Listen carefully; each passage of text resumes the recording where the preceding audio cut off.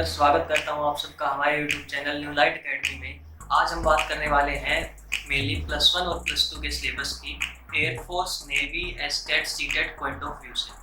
इसमें हम मेनली बात करेंगे कोचिंग लेवल के सिलेबस। स्टूडेंट्स की प्रॉब्लम क्या होती है, वो एग्जाम्स में थ्योरी पोर्शन अच्छे से कवर कर लेते हैं मगर दिक्कत आती है न्यूमेरिकल पोर्शन में। जब एग्जाम्स में न्यूमेरिकल्स आने लग जाते हैं तो स्टूडेंट्स को वहाँ पे दिक्कत झेलनी पड़ती है। आप सब लोगों को ऐसी परेशानी ना हो इसलिए हम कोर्स में कॉन्सेप्ट के साथ साथ उसके एप्लीकेशन की भी बात करेंगे। आप सबको मेरी वीडियो पसंद आएगी, चैनल को लाइक और सब्सक्राइब करना ना भूलें। Thank you guys. स्वागत है गाइज हमारे YouTube channel new light academy में। आज का अपना टॉपिक होगा सर्कुलर मोशन का। मैं टॉपिक लिख देता हूँ।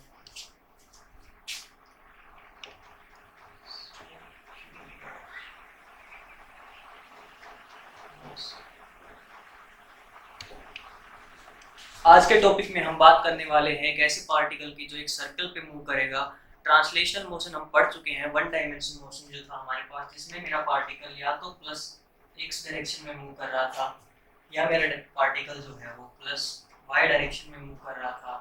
मतलब वन डायमेंशनल ट्रांसलेशनल मोशन हो रहा था। ट्रांसलेशन। आज हम बात करने वाले सर्कुलर मोशन की और हमारा जो पहला टॉपिक होगा आज का वो होगा पोलर कोऑर्डिनेट्स का। Polar coordinates. ट्रांसलेशनल मोशन में हमने जो कोऑर्डिनेट सिस्टम यूज किया था वो कार्टेशियन कोऑर्डिनेट सिस्टम था, जिसमें तीन एक्सिस थे हमारे पास, plus x, y and z axis. ये मेरा प्लस एक्स था, ये प्लस वाई था और ये प्लस जी एक्सिस बोल रहा था इसको। और ये सारे म्यूचुअली परपेंडिकुलर थे। Mutually perpendicular.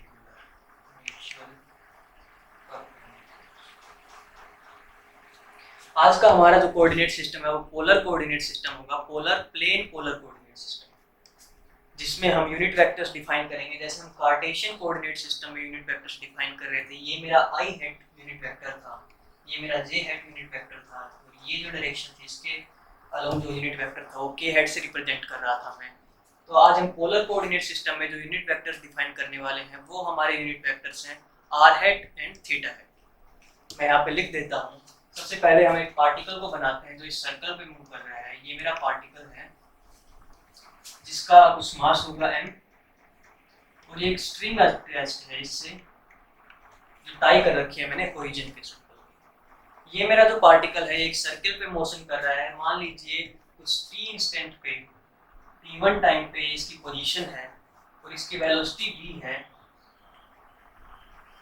और मेरा पार्टिकल इस डायरेक्शन में मोशन शो कर रहा है।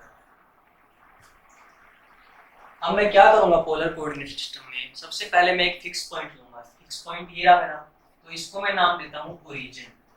ओ से रिप्रेजेंट कर दिया मैंने यहाँ पे इसको। और दूसरी जो काम मैं करने वाला हूँ वो एक फिक्स लाइन लूंगा और ये जो चीज है ये है मेरी फिक्स लाइन। फिक्स। और जो स्ट्रिंग इस पार्टिकल से कनेक्टेड है वो है एक मेरी रिवॉल्विंग लाइन जो रिवॉल्व कर रही है इस सर्कल पे और ये कुछ एंगल बना रहा है थीटा। अगर मैं कार्टेशियन कोऑर्डिनेट सिस्टम की बात करूं तो मैं यहाँ पे डायरेक्शंस बना देता हूँ। ये जो डायरेक्शन है ये मेरी होगी जे हेड, ये मेरी डायरेक्शन है ये है आई हेड। अब मैं पोलर डायरेक्शंस अगर मैं बनाना चाहूँ पोलर कोऑर्डिनेट्स की, तो आर हेड की जो डायरेक्शन होगी वो मैं कैसे डिसाइड करूंगा, आई हेड की डायरेक्शन में कैसे डिसाइड कर रहा था कार्टेशियन में। ये मेरा कार्टेशियन कोऑर्डिनेट सिस्टम था, इसमें मैं आई हेड जो था इसकी डायरेक्शन डिसाइड करने के लिए मैं एक चीज देख रहा था कि मेरा एक्स किस डायरेक्शन में इंक्रीज कर रहा है। तो अगर मैं यहाँ से बात करूँ, ये मेरा ओरिजिन था, यहाँ पे एक्स इस डायरेक्शन में मेरा इंक्रीज हो रहा है, तो increasing direction of x is the increasing direction of I head. तो ये आई हेड की डायरेक्शन हो गई। अब मेरे को डिसाइड करना है कि मेरे जे हेड की डायरेक्शन क्या होगी। उसके लिए मैं देखूंगा कि मेरा वाई जो कोऑर्डिनेट है वो किस डायरेक्शन में इंक्रीज कर रहा है। ये मेरा वाई कोऑर्डिनेट था, अगर मैं इसको देखूं तो ये ऊपर की तरफ इंक्रीज कर रहा है, तो जे हेड की जो डायरेक्शन होगी पॉजिटिव डायरेक्शन वो ऊपर की तरफ होगी। ऐसे ही मैं डिसाइड करूंगा दो डायरेक्शंस आर हेड और थीटा हेड। तो चलो इनको बनाते हैं। सबसे पहले मैं आर हेड बनाऊंगा तो मैं देखूंगा मेरे रेडियस ऑफ सर्कल किस डायरेक्शन में इंक्रीज कर रही है। अगर मैं इस पॉइंट की बात करूं, लेट्स से ये ए पॉइंट है मेरा, तो ए पॉइंट में हम देखते हैं मेरा जो रेडियस है इस सर्किल का वो इस डायरेक्शन में इंक्रीज कर रहा है, ये मेरा है r hat unit vector, increasing direction of radius. अब मैं थीटा हेड बनाना चाहता हूँ यहाँ पे, तो थीटा हेड जब मैं बनाऊंगा तो थीटा हेड मेरी डायरेक्शन होगी perpendicular to r hat, mutually perpendicular होंगे ये दोनों भी कार्टेशियन यूनिट वेक्टर्स की तरह म्यूचुअली परपेंडिकुलर। ये जो मेरी डायरेक्शन है ये मेरी डायरेक्शन है थीटा। जैसा कि मैं डायग्राम में देख सकता हूँ, जो मेरा आर हेड है वो थीटा एंगल बना रहा है फिक्स लाइन के साथ, और जो फिक्स लाइन थी वो आई हेड में पॉइंट कर रही है। तो ये अगर मेरा एंगल थीटा है तो ये एंगल भी मेरा थीटा हो जाएगा, और ये जो टोटल एंगल है जे हेड और आई हेड के बीच ये 90 का था, तो मैं देख सकता हूँ ये एंगल मेरा 90 माइनस थीटा होगा। सिमिलरली ये एंगल मेरा थीटा हो जाएगा। अब मैं क्या करने वाला हूँ, अब मैं इनको रिजोल्व करने वाला हूँ दो पार्ट में। उससे पहले मैं एक दूसरी पोजीशन बनाता हूँ। मान लीजिए कुछ लेटर इंस्टेंट पे मेरा पार्टिकल यहाँ पे पहुंच चुका है, ये मेरी पोजीशन है बी। तो बी पोजीशंस के लिए मेरे को यूनिट वेक्टर बनाने हैं, तो बी पोजीशन पे जब मेरा पार्टिकल पहुंच जाएगा और ये इस डायरेक्शन में मोशन शो कर रहा है, तो इसका वेलोसिटी वेक्टर जो है वो पॉइंट करेगा मेरा नीचे की तरफ, जो मैंने बना दिया है वी वेक्टर। इसको मैं नाम दे देता हूँ v1, इसको मैं नाम दे देता हूँ v2। अब यहाँ पे देखने की जो बात है वो ये है कि मैं यहाँ पे इसको नाम दूंगा r1 हेड और इसको थीटा1 हेड, और इसके लिए जब मैं यूनिट वेक्टर बनाऊंगा बी पॉइंट के लिए तो मैं इनको नाम दूंगा, ये जो मेरा यूनिट वेक्टर है जो टेंजेंशियली पॉइंट कर रहा है इसको मैं नाम देने वाला हूँ थीटा2 हेड, थीटा2 हेड। तो जो मेरा यूनिट वेक्टर रेडियली पॉइंट कर रहा है, जो रेडियस से बाहर जा रहा है, उसको मैं नाम देने वाला हूँ r2 हेड। ऐसा मैं इसलिए कर रहा हूँ, 1 2 जो नोटेशन सबस्क्रिप्ट में जो मैंने लिखी है ऐसा मैं इसलिए कर रहा हूँ क्योंकि यूनिट वेक्टर्स जो पोलर कोऑर्डिनेट सिस्टम में हम यूज कर रहे हैं वो कार्टेशियन की तरह नहीं है। कार्टेशियन कोऑर्डिनेट्स में यूनिट वेक्टर्स चेंज नहीं हो रहे थे। अगर मैं एक पॉइंट से दूसरे पॉइंट पे जा रहा हूँ कार्टेशियन में, लेट्स से मेरा पार्टिकल यहाँ से स्टार्ट हुआ, मेरा पार्टिकल कुछ लेटर इंस्टेंट में यहाँ पे पहुँच चुका है, तो अगर मैं इसके यूनिट वेक्टर्स जब मैं बनाऊंगा तो ये मेरा जे हेड ही रहेगा और ये आई हेड। मैग्नीट्यूड तो ऑफ कोर्स 1 होगा क्योंकि ये है यूनिट वेक्टर्स, यूनिट वेक्टर्स, तो इनका मैग्नीट्यूड तो है 1। और डायरेक्शन मैं देख सकता हूँ कि ये मेरा जे हेड था, ये मेरा जे हेड था, दोनों डायरेक्शन पैरेलल हैं और वेक्टर का ट्रांसलेशन पॉसिबल है। तो मैं क्या कह सकता हूँ कि ये जो मेरा यूनिट वेक्टर है ये इस यूनिट वेक्टर के बराबर है। सिमिलरली जो मेरा आई हेड का यूनिट वेक्टर था कुछ लेटर इंस्टेंट टी पे जब मैंने डिफाइन किया था, तो ये दूसरे आई हेड के बराबर है। तो पोलर कोऑर्डिनेट्स में ऐसा नहीं होगा, जो मेरा r1 हेड है वो इक्वल नहीं होगा r2 के, और जो मेरा थीटा1 हेड डायरेक्शन है वो इक्वल नहीं होगी थीटा2 हेड के। ऐसा इसलिए है क्योंकि इनका मैग्नीट्यूड अगर मैं देखूं तो मैग्नीट्यूड वाइज तो इनका मैग्नीट्यूड है 1, पर अगर मैं डायरेक्शन की बात करूं तो इधर मेरा आर हेड जो है वो पॉइंट कर रहा है इस डायरेक्शन में, मगर जैसे ही मैं इस पॉइंट पे पहुंचता हूं तो मेरा आर हेड पॉइंट कर रहा है इस डायरेक्शन में। जब मेरी डायरेक्शन चेंज हो रही है, थीटा हेड के लिए बात करें तो थीटा हेड मेरा पहले पॉइंट कर रहा था इस डायरेक्शन में, और अगर बी पॉइंट पे बात करूं तो थीटा हेड मेरा नीचे की तरफ पॉइंट कर रहा है। आर हेड और थीटा हेड जब अपनी डायरेक्शन चेंज कर रहे हैं, मैं क्या कह सकता हूं, इनका मैग्नीट्यूड तो 1 था पर इनकी जो डायरेक्शन थी, डायरेक्शन चेंज, डायरेक्शन चेंज। अगर दो वेक्टर्स की इक्वलिटी कब होती है, इक्वलिटी ऑफ टू वेक्टर्स अगर मैं बात करूं, इक्वलिटी ऑफ टू वेक्टर्स, दो वेक्टर्स कब इक्वल होंगे, दो वेक्टर्स इक्वल होने के लिए क्या होना चाहिए, मान लीजिए मेरे पास है a1 वेक्टर और ये है मेरे पास a2 वेक्टर, ये दोनों इक्वल तब होंगे जब इनका मैग्नीट्यूड बराबर हो। पहली बात तो condition number A, magnitude wise ये दोनों इक्वल होने चाहिए। और जो दूसरी कंडीशन मेरी यहाँ पे होगी वो इनकी डायरेक्शन जो है इन दोनों वेक्टर्स की वो सेम होनी चाहिए, डायरेक्शन सेम। अब मैं यहाँ पे देख सकता हूँ जो मेरे यूनिट वेक्टर्स है पोलर कोऑर्डिनेट सिस्टम में, r1 हेड और थीटा1 हेड, r2 हेड, थीटा2 हेड, इनका मैग्नीट्यूड तो सेम है, पर जो डायरेक्शन है, डायरेक्शन इनकी डिफरेंट है। इस वजह से दोनों यूनिट वेक्टर्स बराबर नहीं है मेरे, तो मैं कह सकता हूँ कि पोलर कोऑर्डिनेट्स में जो मेरे यूनिट वेक्टर्स हैं वो थीटा के साथ चेंज होंगे। जैसा कि हमने देखा, हमने निकाला आर हेट निकाल लिया, r1 hat not equal to r2 hat, और जो दूसरी बात हमने यहाँ पे देखी थी वो थी θ1 hat not equal to θ2 hat. यहाँ से मैं क्या कह सकता हूँ, यहाँ से मैं कंक्लूजन निकाल सकता हूँ कि ये दोनों क्या है, पोजीशन डिपेंडेंट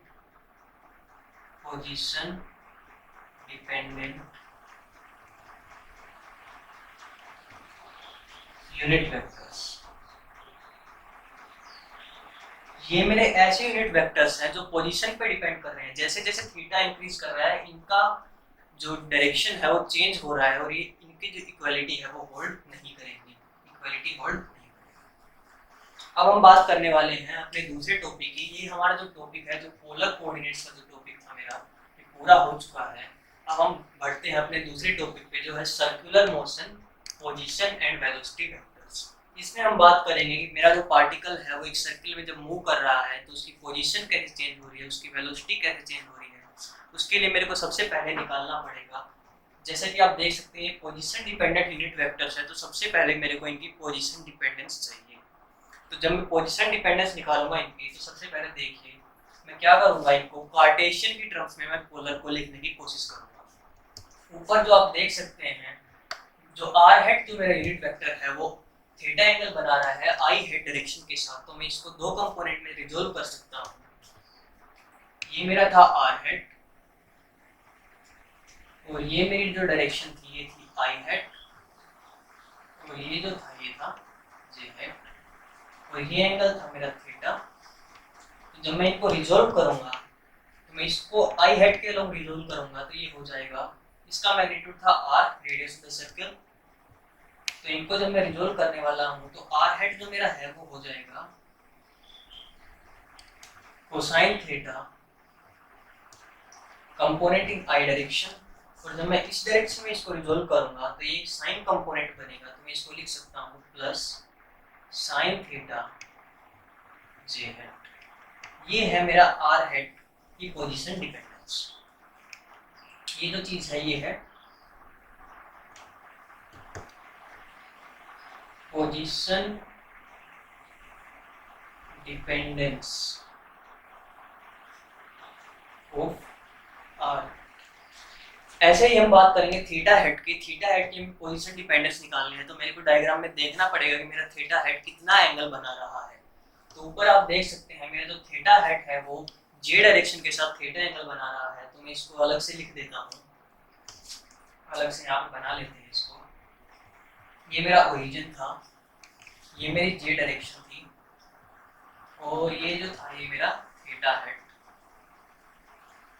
और ये जो एंगल है ये थीटा एंगल बना रहा है यहाँ पे। जब मैं इसको रिजोल्व करूंगा कंपोनेंट्स में, जब इसको कंपोनेंट्स में रिजोल्व करने वाला हूँ, तो ये जो कंपोनेंट है ये मेरा कोस थीटा हो जाएगा, और ये जो कंपोनेंट है ये साइन थीटा हो जाएगा, और मेरी प्लस आई डायरेक्शन ये थी, तो मैं इसको लिखूंगा theta hat is equal to my negative of, क्योंकि मेरे नेगेटिव डायरेक्शन में कंपोनेंट जा रहा है, और ये कंपोनेंट बनेगा साइन थीटा आई हेड, और जे डायरेक्शन में मेरा कंपोनेंट है कोस थीटा, तो मैं यहाँ पे लिखूंगा कोस थीटा जे। ये मेरी पोलर कोऑर्डिनेट्स के थीटा हेड यूनिट वेक्टर की डिपेंडेंस आ चुकी है। यहाँ पे इन दोनों को मैं नाम देता हूँ, इसको मैं नाम देता हूँ इक्वेशन 1, तो ये मेरी हो गई इक्वेशन। अब मैं इनका यूज करके निकालने वाला हूँ वेलोसिटी वेक्टर। उससे पहले मेरे को निकालना पड़ेगा पोजीशन वेक्टर। तो सबसे पहले हम निकालते हैं पोजीशन वेक्टर। पोजीशन वेक्टर जैसा कि आप जानते हैं, स्पेस में मेरे को किसी भी पार्टिकल को रिप्रेजेंट करना है तो मेरे को उसके साथ एक वेक्टर एसोसिएट करना पड़ेगा जिसका नाम होता है पोजीशन वेक्टर, जो उस पार्टिकल की पोजीशन को डिफाइन करता है। तो पोजीशन वेक्टर मेरे को निकालने के लिए क्या चाहिए, एक वेक्टर को रिप्रेजेंट करने के लिए मेरे को चाहिए उसका मैग्नीट्यूड प्लस उसकी डायरेक्शन। मैग्नीट्यूड यहाँ पे r है और डायरेक्शन यहाँ पे r हेड है। तो मैग्नीट्यूड जो r है वो तो है radius of the circle, radius of the circle, radius of circle. और जो आर हैट है वो मैं यहाँ पे निकाल चुका हूँ, जिसको मैंने इक्वेशन 1 नाम दिया है। तो मैं इस इक्वेशन 1 को उठा के यहाँ पे पुट करने वाला हूँ। तो जो मेरा पोजीशन वेक्टर होगा, मेरा पोजीशन वेक्टर आ जाएगा r into r hat put करूंगा जो है cosine theta i cap plus sine theta j cap. तो यहाँ पे पुट कर देता हूँ cosine theta i hat plus sine theta j hat. तो यहाँ पे मेरे को पोजीशन वेक्टर मिल गया है उस पार्टिकल का। हमने डायग्राम में देखा था कि मेरा जो थीटा है वो टाइम के साथ चेंज हो रहा है, तो मतलब थीटा में टाइम की डिपेंडेंस पड़ी है। तो मैं यहाँ पे क्या लिख सकता हूँ, थीटा मेरा फंक्शन ऑफ टाइम है और आर मेरा फंक्शन ऑफ टाइम नहीं है, radius of the circle fix है, और जो मेरा यूनिट पोजीशन वेक्टर होगा वो मेरा फंक्शन ऑफ टाइम होगा। तो मेरे पास ये इक्वेशन आ चुकी है पोजीशन वेक्टर को नोट करने के लिए, जिसको मैं नाम दूंगा इक्वेशन 3, इक्वेशन नंबर। गाइस हमारे पास अब तक 3 इक्वेशंस आ चुकी थी। ये जो हमारी थी इक्वेशन 1 थी, ये मेरी इक्वेशन 2 थी, और जो मेरी पोजीशन वेक्टर जो मैंने निकाला था इसको मैंने थर्ड इक्वेशन नाम दिया था। अब मैं इसका यूज करके निकालने वाला हूँ वेलोसिटी वेक्टर। तो वेलोसिटी वेक्टर जब आप ट्रांसलेशनल केस में पढ़ते थे तो वेलोसिटी वेक्टर क्या होता था, पोजीशन वेक्टर मेरा किस रेट से चेंज कर रहा है। तो वेलोसिटी वेक्टर जो था, velocity vector, velocity at some function of time vector मैंने लगा दिया है, ये होगा मेरा मेरी पोजीशन किस रेट से चेंज कर रही है। पोजीशन वेक्टर मेरे पास आ चुका है, जिसको मैंने इक्वेशन 3 नाम दिया है। तो मैं इक्वेशन 3 को पुट करूंगा आरटी की जगह पे, तो यहाँ पे मेरे पास आ जाएगा डेरिवेटिव एज इट इज। हम इसको डिफरेंशिएट कर रहे हैं टाइम के रिस्पेक्ट में, और मैं इसको उठा के पुट कर रहा हूँ यहाँ पे। तो ये हो जाएगा r cosine theta as a function of time i hat plus r sine theta as a function of time j है। अब मैं इसको डिफरेंशिएट करने से पहले मैं देखूंगा मेरे पास कांस्टेंट है रेडियस ऑफ द सर्कल, इसको मैं डेरिवेटिव से बाहर लिख सकता हूँ। तो मैं ऐसा करूंगा, इसको डेरिवेटिव से बाहर लिख लेते हैं, और जब मैं इसको डिफरेंशिएट करूंगा तो कोसाइन थीटा का जो डेरिवेटिव होगा वो माइनस साइन थीटा होता है। तो मैं यहाँ पे लिख देता हूँ माइनस साइन थीटा, और थीटा खुद फंक्शन ऑफ टाइम है, तो मैं थीटा को डिफरेंशिएट करूंगा टाइम के रिस्पेक्ट में, जो होगा मेरा D theta upon dt। Direction मेरी आई हैट है।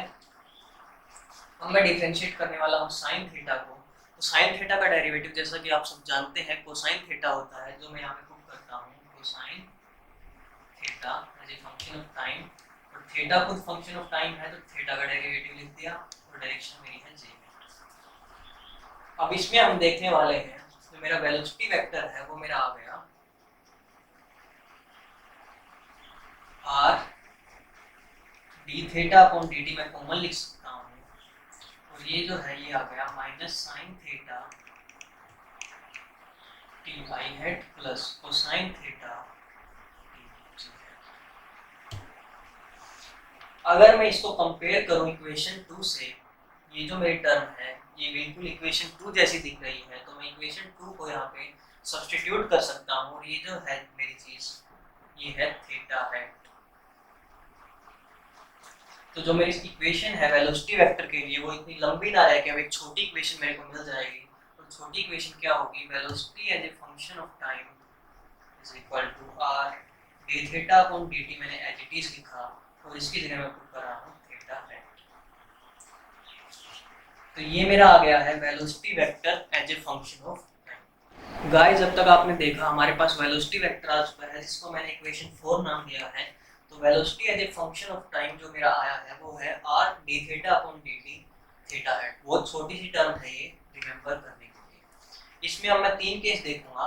इसमें मैं देखने वाला हूँ जब मेरा डी थीटा अपॉन dt की कंडीशंस देखते हैं, डी थीटा अपॉन dt। जब इक्वेशन 4 में मेरा D theta upon dt greater than 0 होगा, लेस देन 0 होगा, और इक्वल टू 0। तो जो मेरा D theta upon dt greater than 0 है, तो मैं क्या कह सकता हूँ यहाँ से, मैं कह सकता हूँ कि मेरा जो थीटा है वो टाइम के साथ इंक्रीज कर रहा है। थीटा अगर टाइम के साथ इंक्रीज कर रहा है मतलब मेरा जो पार्टिकल है वो कुछ ऐसे मूव कर रहा है, इसीलिए मेरा थीटा इंक्रीज करेगा। ये मोशन है पार्टिकल का, तो इस डायरेक्शन में अगर मेरा पार्टिकल मूव कर रहा है तो ये मेरी डायरेक्शन है काउंटर क्लॉकवाइज डायरेक्शन या फिर एंटी क्लॉकवाइज डायरेक्शन। तो ये मेरी जो डायरेक्शन है ये हो जाएगी काउंटर क्लॉकवाइज डायरेक्शन, मतलब मेरा पार्टिकल काउंटर क्लॉकवाइज डायरेक्शन में मूव कर रहा है।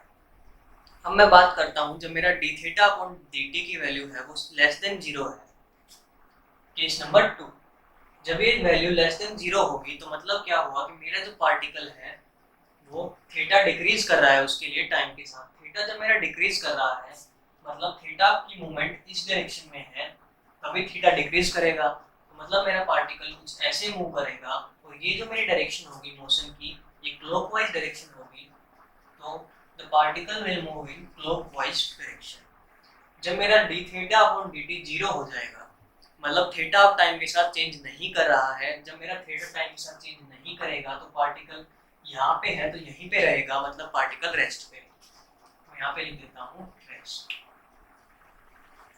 गाइस अपना टॉपिक जो 2 था वो अब कवर हो चुका है। अब हम बात करेंगे टॉपिक 3 की, जो हमारा है एंगुलर वेलोसिटी का टॉपिक। एंगुलर वेलोसिटी,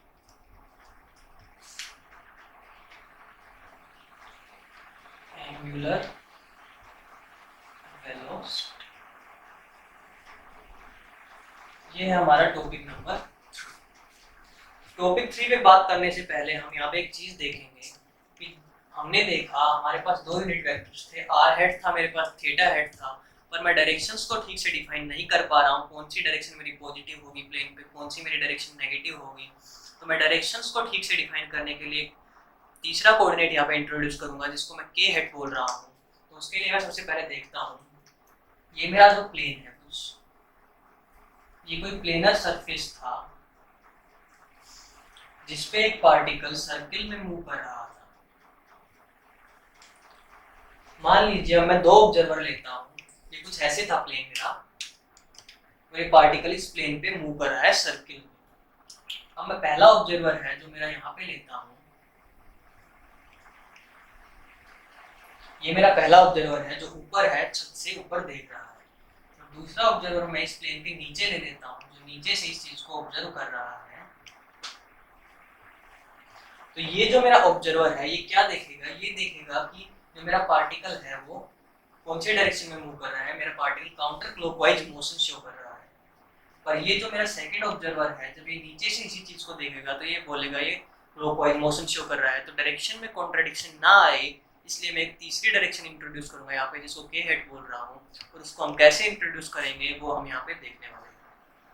तो आपने राइट हैंड थंब रूल को पढ़ा होगा, राइट हैंड थंब रूल हम लिख लेते हैं, राइट हैंड रूल। तो राइट हैंड रूल जो हमारे पास है वो डायरेक्शन कैलकुलेशन के लिए यूज किया जाता है, और इस रूल के अकॉर्डिंग क्या होता है कि जिस डायरेक्शन में मोशन हो रहा हो उसमें आप अपने फिंगर्स को कर्ल करें। ये मेरा हैंड है, इसको मैंने यहाँ पे रखा, तो फिंगर्स को मैंने ऐसे कर्ल कर दिया, इस डायरेक्शन में मेरा मोशन हो रहा है। तो जो मेरा थंब है वो पॉइंट करेगा डायरेक्शन ऑफ पॉजिटिव डायरेक्शन को पॉइंट करेगा, और डायरेक्शन ऑफ ओमेगा मैं यहाँ पे बोल रहा हूँ उसको। तो ये जो है इस प्लेन पे मेरी पॉजिटिव डायरेक्शन होगी क्योंकि मेरा थंब आउटवर्ड पॉइंट कर रहा है, तो ये मेरी डायरेक्शन है पॉजिटिव डायरेक्शन। इसको मैं कुछ एन हैट नाम दे देता हूँ। एन हैट इसलिए क्योंकि मैं यहाँ पे एक यूनिट वेक्टर डिफाइन कर रहा हूँ जो पॉजिटिव डायरेक्शन को शो कर रहा है। अब आपने देखा वेलोसिटी जब हमने निकाला था वेलोसिटी वेक्टर, तो मेरा वेलोसिटी वेक्टर आया था r d theta upon dt।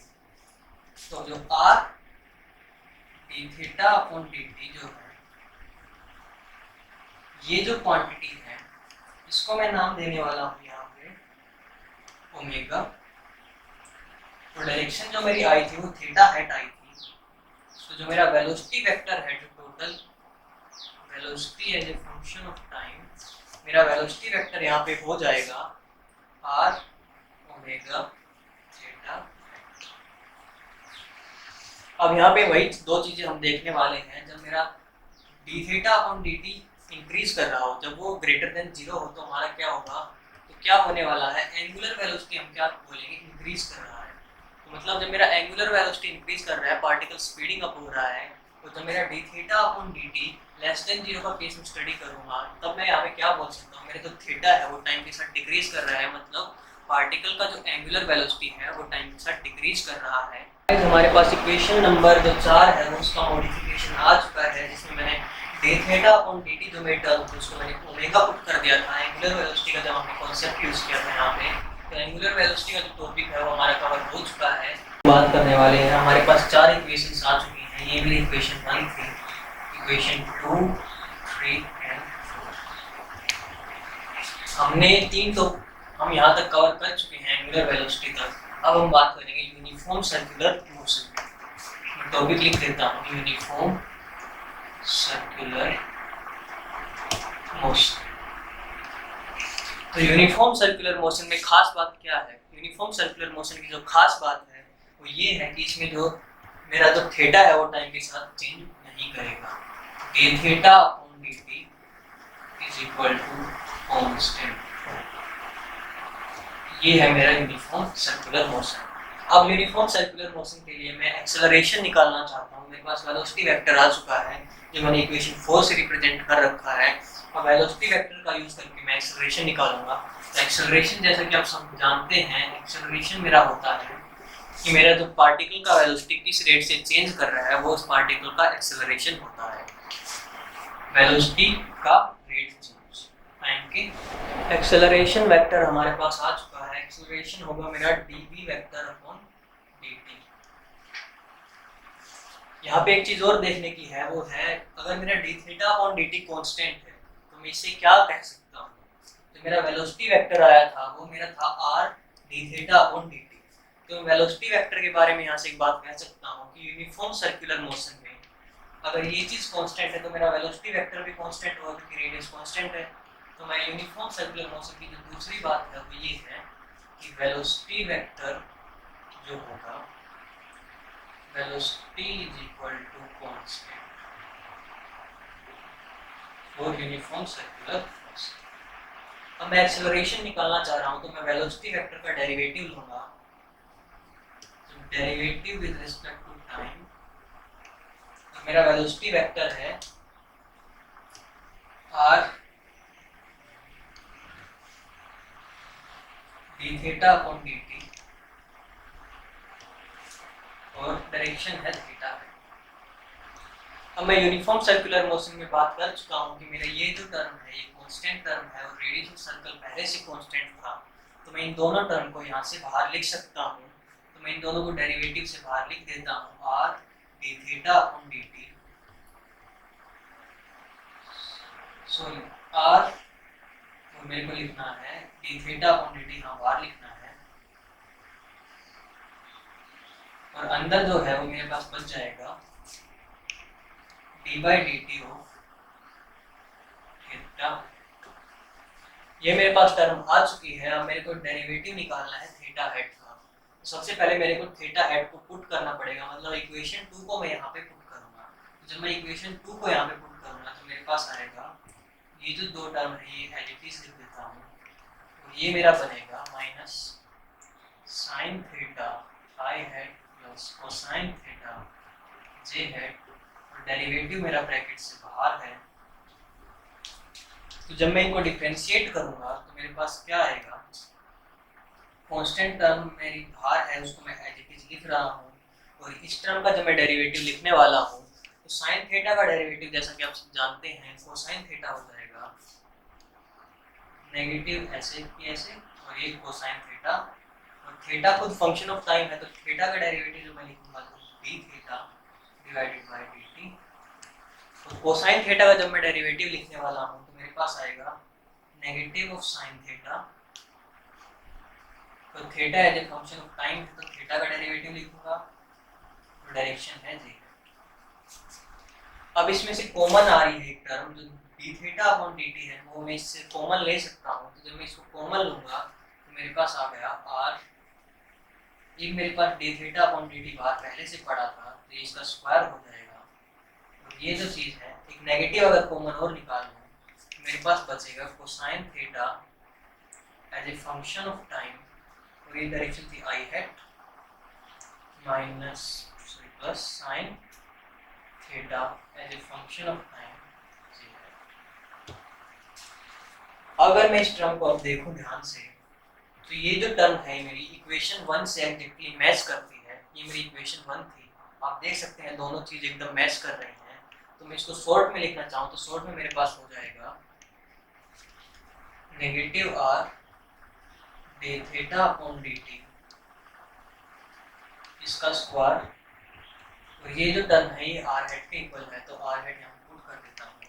तो मेरे पास एक्सेलरेशन वेक्टर है जो प्लेन पोलर कोऑर्डिनेट सिस्टम में एक्सेलरेशन वेक्टर आया मेरे पास। वो एक्सेलरेशन वेक्टर मेरे पास आ गया a vector is equal to minus r d theta upon d T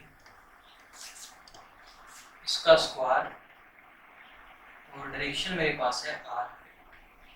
तो मेरे पास एक्सेलरेशन वेक्टर आ चुका है। गाइस हमारे पास एक्सेलरेशन वेक्टर आ चुका है पोलर कोऑर्डिनेट सिस्टम में, जो मैंने इक्वेशन 5 से रिप्रेजेंट कर दिया है यहाँ पे। तो acceleration vector as a function of time मेरे पास आ चुका है negative of r derivative of theta with respect to time का स्क्वायर, और ये आर हेड डायरेक्शन में पॉइंट कर रहा है। अब मेरे को अगला टॉपिक कवर करना है, ये टॉपिक मेरा कवर हो चुका है। अब आते हैं अपने अगले topic number 5 direction of acceleration. Direction of acceleration topic number. इस टॉपिक को हम कवर करने से पहले देखेंगे हमारे पास एक्सेलरेशन वेक्टर है। इस डायरेक्ट डायग्राम में हम देख सकते हैं कि जो मेरा पार्टिकल बी है इसका जो थीटा हेड जो मेरा पॉइंट कर रहा है वो इस डायरेक्शन में पॉइंट कर रहा है। तो कुछ टाइम बाद मान लीजिए कुछ t2 t3 टाइम बाद मेरा पार्टिकल यहाँ पे आ चुका है। जब मैं इसके लिए डायरेक्शंस बनाऊंगा तो increasing direction of r is r head, ये हो जाएगा मेरा r3 हेड, और ये हो जाएगा मेरा थीटा3 हेड। अब मैं क्या करता हूँ, एक्सेलरेशन वेक्टर क्या होता है मेरे पास? एक्सेलरेशन होता है change in velocity vector, change in velocity vector.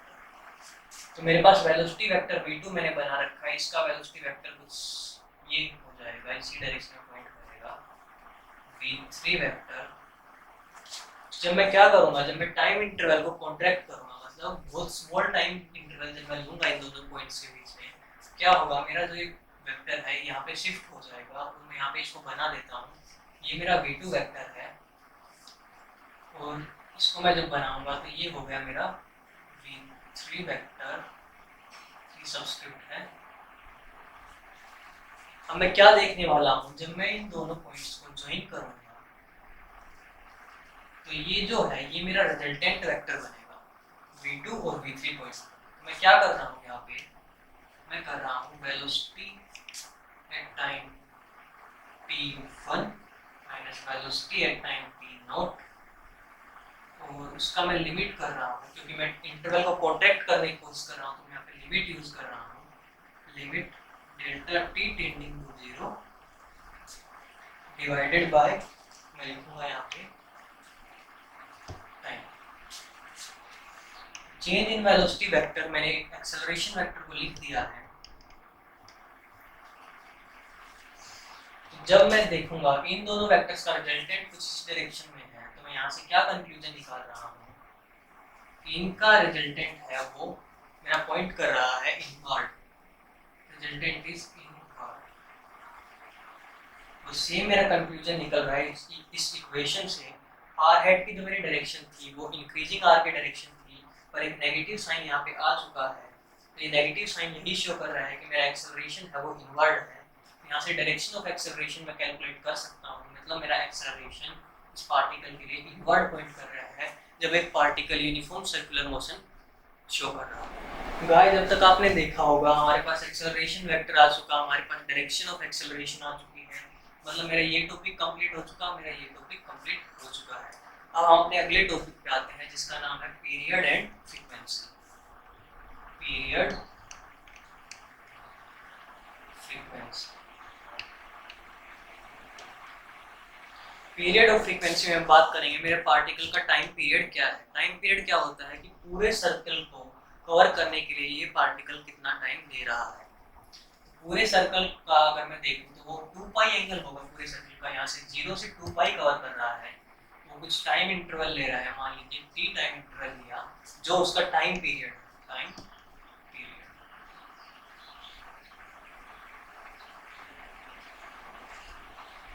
तो 2 पाई इंटरवल को वो किस रेट से कवर कर रहा है, वो उसका होगा एंगुलर वेलोसिटी।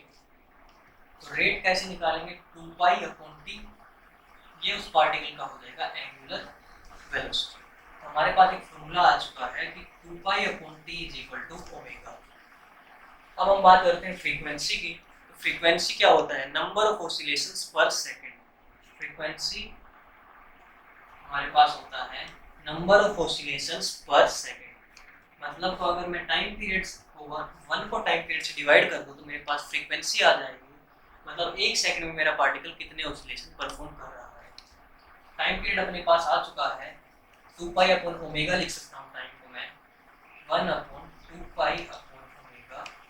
यहाँ से मेरे पास फ्रीक्वेंसी आ गई, फ्रीक्वेंसी ओमेगा अपॉन 2 पाई। हमारे पास टाइम पीरियड ओमेगा आ चुका, हमारे पास फ्रीक्वेंसी आ चुका, हमारे पास टाइम पीरियड आ चुका है, t is equal to 2 pi upon omega. अब हम अगर वेलोसिटी वेक्टर को देखें तो वेलोसिटी वेक्टर हमारा आया था r टाइम्स ओमेगा। तो वेलोसिटी वेक्टर को अगर मैं लिखना चाहूँ, फ्रीक्वेंसी को मैं लिखना चाहूँ वेलोसिटी वेक्टर्स की टर्म में, फ्रीक्वेंसी था मेरे पास ओमेगा अपॉन 2 पाई, तो यहाँ से मैं ओमेगा का वैल्यू लिख सकता हूँ, omega is equal to v vector divided by r। तो v अपॉन 2 पाई r मेरा फ्रीक्वेंसी का ही फॉर्मूला हो सकता है।